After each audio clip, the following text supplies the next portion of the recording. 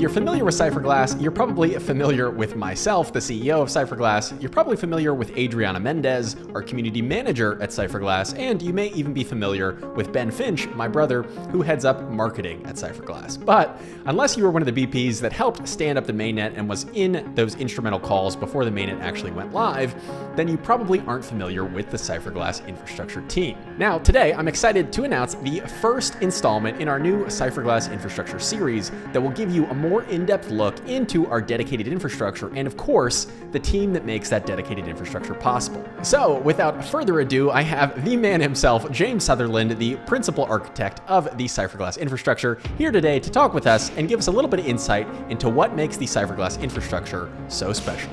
Here we go. Hi, happy to be here as always.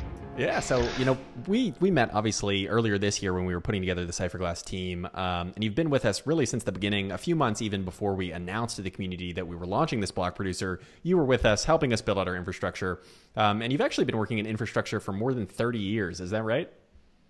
Yeah, absolutely. Started my first company when I was a teenager. Oh, wow. And been at it ever since. That's awesome. So tell us a little bit more about that. What have you done over the course of your career? You started out with that first company. Where has that career path taken you from then to now? We started by being a contractor at Hewlett Packard and running all of IT for one of the big Hewlett Packard sites where they invented the DeskJet printer. It was a great time. And we had a company there for a long time.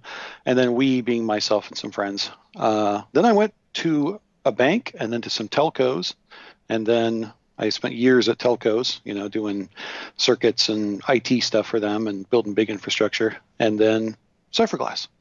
That's awesome. So you've obviously built out, tons of different infrastructure over the years. What was it like building out the Cypherglass infrastructure? Is there any little insights you can share with the community? It was wonderful to get to do it myself for once, to get to say, this is how it's going to be built. We're building it right. We're not going to compromise. We're going to do it the right way. I don't care what it costs. This is how we're doing it. We're not going to, go half on this. We're going to go all the way. So we built it with VMware, which is a little controversial because it's expensive, but it's one of the best ways to make sure everything is always on, to build an always on infrastructure that just never fails. Yeah, and that's obviously super important to make sure our infrastructure is online. The last thing we want, obviously, is for that to just go down. Is that the most exciting part of our infrastructure to you, the VMware, or is there something else that you think is just so cool that you're excited you actually got to include in this build?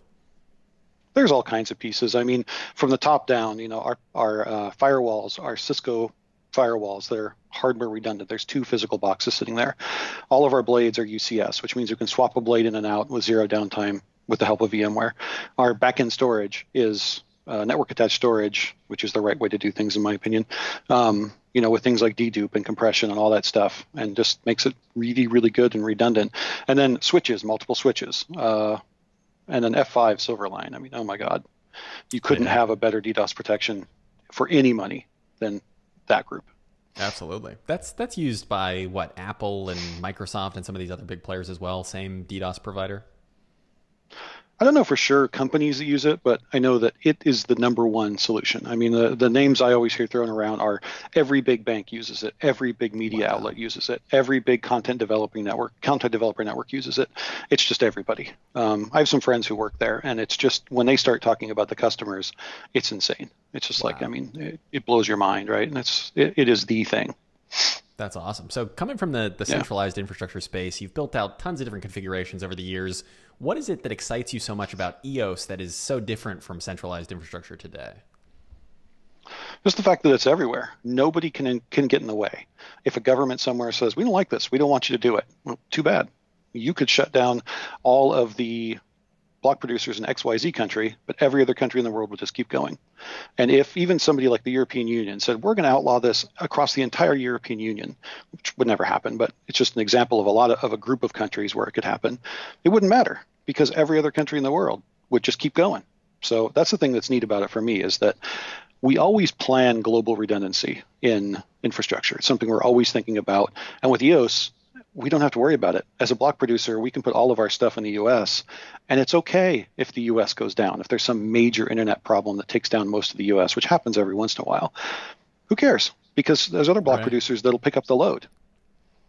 That's awesome. So what are you most looking forward to with EOS? Obviously, right now it's redundant. You know, we have all this infrastructure set up, and the whole ecosystem really is kind of still growing. We're still laying some of the groundwork here to make, you know, these mainstream scalable apps possible. But what are you most looking forward to that's coming out, you know, in the next EOS IO software release?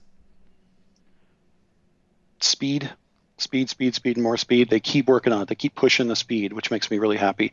Multi-threading, I'm hoping that multi-threading, the EOS software is still very single-threaded. It's getting better, but it's still very single-threaded. We're all counting on very fast single-thread processors. We'd like to see something that will use modern 20-core processors and use all of them. Right now, what most of us are doing are running multiple copies of the software to get the speed we want. And as Block 1 gets better at that, it's a really, really difficult problem, but they're working toward it. And that's the most exciting thing to me. I'm like, man, when multi-threading comes, I'll be so happy. Absolutely. I'm sure that'll resolve a lot of headaches, but then also bring up new headaches as well. Yeah.